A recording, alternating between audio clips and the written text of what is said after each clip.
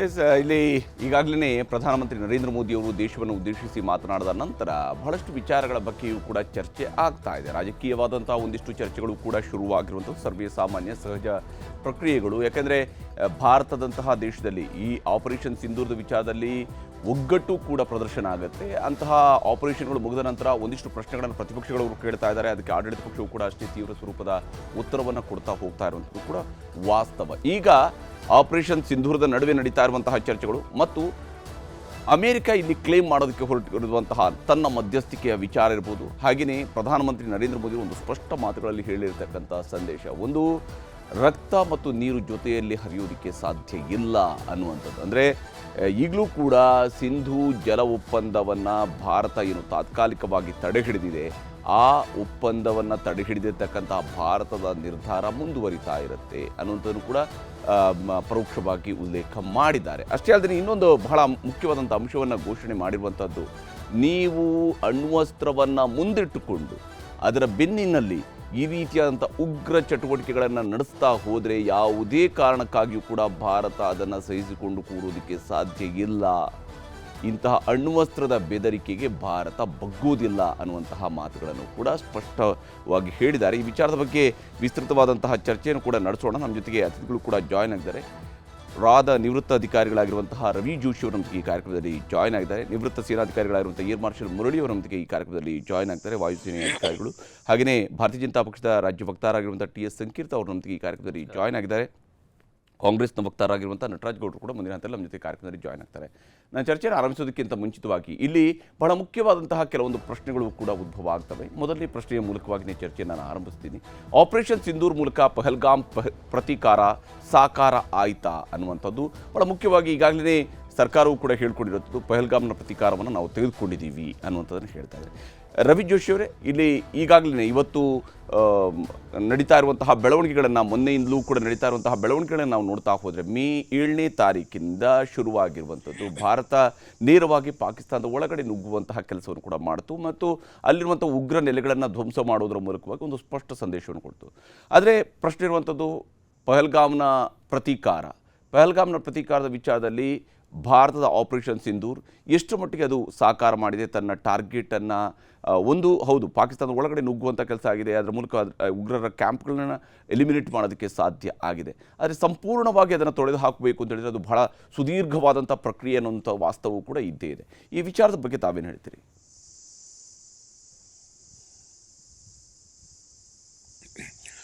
ಇದು ಭಾಳ ಮುಖ್ಯ ಪ್ರಶ್ನೆ. ಇದರ ಬಗ್ಗೆ ಬಹಳಷ್ಟು ಜನರಿಗೆ ಅಸಂತೃಪ್ತಿ ಇದೆ. ನಾವು ಸೀಸ್ ಫೈರನ್ನು ಸ್ವಲ್ಪ ಭಾಳ ಪ್ರಿಮೆಚ್ಯೂರ್ ಆಗಿ ಅನೌನ್ಸ್ ಮಾಡಿದ್ವಿ ಅಂತ ಈ ಒಂದು ಮಿಸ್ಅಂಡರ್ಸ್ಟ್ಯಾಂಡಿಂಗ್ ಇದೆ ನಮ್ಮ ದೇಶದಲ್ಲಿ ಭಾಳಷ್ಟು ಜನಕ್ಕೆ. ಅದನ್ನು ನಾನು ಸ್ವಲ್ಪ ಕ್ಲಿಯರ್ ಮಾಡ್ತೀನಿ. ಈಗ ನೋಡಿ, ನಮ್ಮ ಪಹಲ್ಗಾಮ್ ಅಟ್ಯಾಕ್ ಆದಮೇಲೆ ಮೋದಿಯವರು ತಮ್ಮ ಭಾಷಣದಲ್ಲಿ, ಬಿಹಾರ್ನಲ್ಲಿ ಕೊಟ್ಟ ಭಾಷಣದಲ್ಲಿ ಒಂದು ಮಿಷನ್ ಆಬ್ಜೆಕ್ಟಿವ್ಸನ್ನು ಡಿಫೈನ್ ಮಾಡಿದರು. ಹೌದು, ನಾವು ಈ ಟೆರರಿಸ್ಟು ಮತ್ತು ಟೆರರಿಸ್ಟ್ ಸಪೋರ್ಟರ್ಸು ಪಾಕಿಸ್ತಾನದಲ್ಲಿ ಎಲ್ಲೇ ಅಡಗಿಕೊಂಡ್ರೂ ಕೂಡ ಅವ್ರನ್ನ ಹುಡುಕಿ ಅವ್ರನ್ನ ನಾಶ ಮಾಡ್ತೀವಿ ಅಂತ ಹೇಳಿದರು. ಹೌದು. ಸೊ ಅದು ನಮ್ಮ mission objectives for operation Sindoor. ಅದನ್ನು ನಾವು ಮರಿಬಾರ್ದು. ನಾವು ಅದನ್ನು ನೆನಪಿಟ್ಕೊಂಡ್ರೆ ನಮಗನಿಸುತ್ತೆ ಈಗ ಸಾಕಷ್ಟು ಮಟ್ಟಿಗೆ 75% ಮಟ್ಟಿಗೆ ನಾವು ಈ ಮಿಷನ್ ಆಬ್ಜೆಕ್ಟಿವನ್ನು ಅಚೀವ್ ಮಾಡಿದ್ದೀವಿ ಅಂತ ನನಗನ್ಸುತ್ತೆ. ಏಕೆಂದರೆ ನಾವು 9 ಲೊಕೇಶನ್ಸ್ನಲ್ಲಿ ಸ್ಟ್ರೈಕ್ ಮಾಡಿದ್ವಿ ಮೇ 7ನೇ ತಾರೀಕು. ಹೌದು. ಆ 9 ಲೊಕೇಶನ್ಸ್ ಹೇಗೆ ಚೂಸ್ ಮಾಡಿದ್ವಿ ನಾವು? ಅದನ್ನು ಚೂಸ್ ಮಾಡೋದ್ರಲ್ಲೇ ಒಂದು ನಮ್ಮ ಇಂಡಿಕೇಶನ್ ಇದೆ, ಕ್ಲಿಯರ್ ಆಗಿ ಇಂಡಿಕೇಶನ್ ಇದೆ. ನಾವು ಟೆರರಿಸ್ಟು ಲೊಕೇಶನ್ಸ್, ಅವ್ರ ಹೆಡ್ ಕ್ವಾರ್ಟರ್ಸ್ ಮತ್ತು ಅವ್ರ ಟ್ರೈನಿಂಗ್ ಕ್ಯಾಂಪ್ಸ್ ಅದು ಮಾತ್ರ ನಾವು ಅಟ್ಯಾಕ್ ಮಾಡ್ತಾ ಇದ್ದೀವಿ ಅಂತ. ಸೊ ಅದೇ ರೀತಿಯಾಗಿ ನಾವು 5 ಲೊಕೇಶನ್ಸು ಪಾಕಿಸ್ತಾನ್ ಆಕ್ಯುಪೈಡ್ ಕಾಶ್ಮೀರ್ನಲ್ಲಿ, 4 ಲೊಕೇಶನ್ಸು ಪಂಜಾಬ್ನಲ್ಲಿ ಅಟ್ಯಾಕ್ ಮಾಡಿದ್ವಿ. ಸೊ ಪಾಕಿಸ್ತಾನ್ ಆಕ್ಯುಪೈಡ್ ಕಾಶ್ಮೀರ್ ಅದು it is across the line of control. So ಅದು ಲೈನ್ ಆಫ್ ಕಂಟ್ರೋಲ್ ಕ್ರಾಸ್ ಮಾಡಿರೋದು ಅದೇನು ಹೊಸ ವಿಷಯ ಅಲ್ಲ. ಅದು ನಾವು 2016ನಲ್ಲಿ ಉರಿ ಇನ್ ರೆಸ್ಪಾನ್ಸ್ ಟು ಉರಿ ಅಟ್ಯಾಕ್ ಮಾಡಿದ್ವಲ್ಲ, ಆವಾಗಲೂ ಕೂಡ ಮಾಡಿದ್ವಿ. 2019ನಲ್ಲಿ ಪುಲ್ವಾಮಾಗೆ ರೆಸ್ಪಾನ್ಸ್ ಕೊಡುವಾಗ ಆವಾಗ ಕೂಡ ಮಾಡಿದ್ವಿ. ಬಟ್ ಇಂಟರ್ನ್ಯಾಷನಲ್ ಬಾರ್ಡರ್ ಕ್ರಾಸ್ ಮಾಡಿ ಪಂಜಾಬ್ನಲ್ಲಿ, ಬಾವಲ್ಪುರ್ನಲ್ಲಿ, ಮುರಿದ್ಕೆಯಲ್ಲಿ ಅಟ್ಯಾಕ್ ಮಾಡಿದ್ದು. ಇದು 1971 ವಾರ್ ಆದಮೇಲೆ ಇದು ಫಸ್ಟ್ ಟೈಮ್. ಸೊ ಅಂಥ ಒಂದು ಡೇರಿಂಗ್ ಅಟ್ಯಾಕ್ ಮಾಡಿದ್ವಿ ನಾವು. ಮಾಡಿ ಸಾಕಷ್ಟು ನಮಗೆ ಸಕ್ಸಸ್ ಆಯಿತು. ಈಗ ನಿನ್ನೆ ಏರ್ ಮಾರ್ಷಲ್ ಹೇಳಿದ ಪ್ರಕಾರ ನಾವು ಒಂದು 100 ಉಗ್ರವಾದಿಗಳನ್ನು ಕೊಂದು ಹಾಕಿದ್ದೀವಿ. ಸೊ ಅದು ಒಂದು ಬಿಗ್ ಅಚೀವ್ಮೆಂಟ್ ಅದು. ಹೌದು. ಸೊ ನನಗನ್ಸುತ್ತೆ ನಮ್ಮ mission objectives were substantially fulfilled. ಅದು ಸಾಕಷ್ಟು ಮಟ್ಟಿಗೆ, ಬಹುತೇಕ ಮಟ್ಟಿಗೆ ಅದು ನಾವು ಫುಲ್ಫಿಲ್ ಮಾಡಿದ್ವಿ. ಸೊ ಅದಕ್ಕೋಸ್ಕರ ಈಗ ಸೀಸ್ಫೈರ್ ಮಾಡಿದ್ದು ಅದರಲ್ಲಿ ಏನೂ ತಪ್ಪಿಲ್ಲ. ಅದು ನಮ್ಮ ಮಿಷನ್ ಅಕಂಪ್ಲಿಷ್ಡ್ ಅಂತ ಹೇಳ್ಬೋದು. ಸೊ ಅದಕ್ಕೆ ಮೋದಿಯವರು ಸೀಸ್ಫೈರ್ ಡಿಕ್ಲೇರ್ ಮಾಡಿದ್ದಾರೆ. ಇದು ನನ್ನ ಇನಿಷಿಯಲ್ ಕಮೆಂಟ್ಸ್. ಎಸ್, ಖಂಡಿತ ರವಿ ಜೋಶಿ ಅವರು ಮಾತಾಡ್ತೀನಿ ನನ್ನ ಜೊತೆಗೆ. ಏರ್ ಮಾರ್ಷಲ್ ಮುರಳಿ ಅವರೇ, ತಾವು ಯಾವ ರೀತಿ ನೋಡ್ತೀರಿ? ನಾವು ಪಹಲ್ಗಾಮ್ನ ಏನು ಉಗ್ರ ದಾಳಿಗೆ ಸಂಪೂರ್ಣವಾದ ಪ್ರತೀಕಾರ ತೆಗೆದುಕೊಂಡಂಗೆ ಆಯಿತಾ ಅಂತ ಹೇಳಿ? ಹರಿಪ್ರಸಾದ್, ಸಂಪೂರ್ಣ ಪ್ರತೀಕಾರ ತಗೊಂಡಿಲ್ಲ. ನಾವು ಆಪರೇಷನ್ ಸಿಂಧೂರ್ ಇನಿಷಿಯಲ್ ಅಬ್ಜೆಕ್ಟಿವ್ಸ್ ನಮ್ಮ ಸರ್ಕಾರ ನಮ್ಮ ಸಶಸ್ತ್ರ ಪಡೆಗಳಿಗೆ ಏನು ಕೊಡ್ತು ಅದನ್ನು ನಾವು ಅಚೀವ್ ಮಾಡಿದ್ದೀವಿ. ನಾವು ಅದನ್ನು ಪೂರ್ತಿಯಾಗಿ ಅಚೀವ್ ಮಾಡಿಲ್ಲ, ಆದರೆ ನಾವು ಟು ಗ್ರೇಟ್ ಎಕ್ಸ್ಟೆಂಟ್ ಅದನ್ನು they have been achieved with minimal damage. ಒಂದು ವಾರ್ನಲ್ಲಿ there is something known as a selection and maintenance of aim. Selection and maintenance of aim. What is the aim? The aim was to make sure that Pakistan is degraded. They are supporters and handlers of the proxy war. Amale that we have done it. Amale that has come out very clearly. Naven madvi, we hit the terrorist avara postgalanella hit madvi, but actually that is only a partial success. There are totally 42 terrorist training centers across LOC. ಅದರಲ್ಲಿ 21 we selected. ಆ 21ರಲ್ಲಿ 9 became very important to us. ಯಾಕೆ ಅಂದರೆ ಆ 9ರಲ್ಲಿ maximum number of terrorist train ಆದರು. They were connected with international terrorism. ಅಲ್ಲಿ ಇದನ್ನು most wanted list of terrorist ನಮ್ಮ ದೇಶದ್ದು ಅಲ್ಲಿ they're hiding their training people. So ಈ 9 targets become very important to us. ನಾವು ಈಗ ಯಾಕೆ 21 ಸೆಲೆಕ್ಟ್ ಮಾಡಿ 9 ಹೊಡೆದ್ವಿ, ಅದಕ್ಕೆ ಬೇಕಾದಷ್ಟು ಚರ್ಚೆ ಆಗಿದೆ. ಬಟ್ 9 ಟಾರ್ಗೆಟ್ಸ್ ನಾವು ಸೆಲೆಕ್ಟ್ ಮಾಡಿದ್ದು to send a clear message to terrorist saying that ನಾವು we can hit you. And we can come and hit you without even crossing the LOC and international border. We can hit you through beyond visual range and long range missiles ಅಂತ ವೆಪನ್ರಿ ಅಂತ ನಾವು ಒಂದು message ಕೊಟ್ಟಿದ್ವಿ. ಆ 21 targets they are still on our radar. Operation Sindoor for the defence services is not over, it is still on. ಇದು actually ಈ cease ಫೈರ್ಗೆ ಭಾಳ ದೊಡ್ಡ ಹಿನ್ನೆಲೆ ಇದೆ.